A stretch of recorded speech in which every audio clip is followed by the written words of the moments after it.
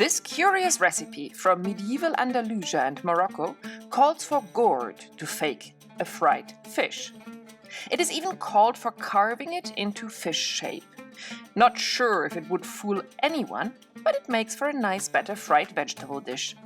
It is sprinkled with vinegar and murri, a fermented barley sauce which is not produced anymore, similar to Maggi seasoning sauce. You can use soy sauce.